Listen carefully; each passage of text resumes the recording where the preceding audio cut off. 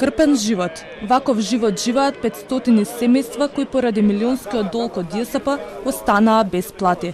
Велат, на рап на издржливост се, затоа што откако се намалила, па запрела исплатата на неделни паушали, превозот прво го покривале сами од сопствени заштеди, со кредити и други позајмици, а сега се препуштени на случајот. Многу е лоша ситуацијата и возачите се тука секој ден доаѓаат кај автобусите, ги посетуваат, ама нема работа. Спречени сме да не работиме. За некој што му текнало да прави било какви сцени и ние сите патиме. Финансиски како се справите? Финансиски од крштевки, од децата, од родендини собираме пари да преживееме. Од жените не покриваат. Што да правиме?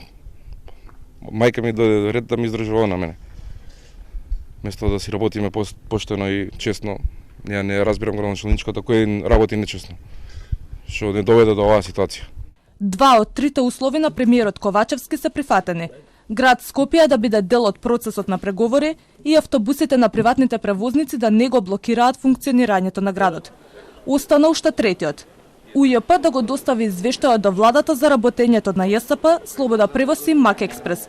Но според информации на Телма, премиерот не ни побарал од управата да му го достават извештајот, додека тој пак на прашање на Телма одговори дека ги чека извештаите за старт на преговори.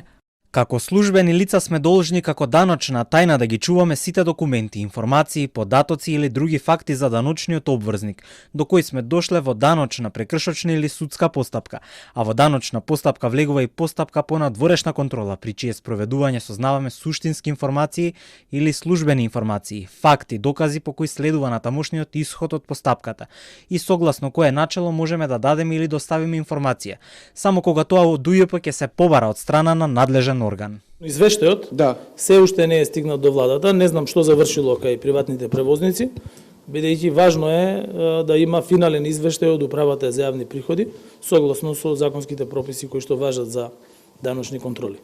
Проблемот, кој требаше да биде само должничко доверителен, а стана граѓански, заглави низ институционалните лавиринти. Телма дознава и дека во ЈСП контрола врши финансова полиција и одделението за инспекција за патен сообраќај и инспекција за патишти од град Скопје. Приватните превозници со нивните барања чекаат трио средбата во влада за решавање на проблемите, која стана историска. По нив чекаат и граѓаните заглавени на автобуските постојки и гужвите во автобусите на ЈСП кои се со редуциран возен ред.